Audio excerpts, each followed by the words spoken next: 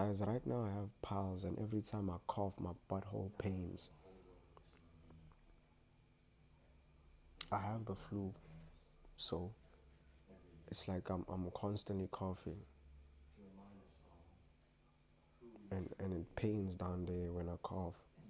Why? Why do I have to have piles? And I'm thinking to myself, what the hell did I eat? What was so hot? What was so spicy that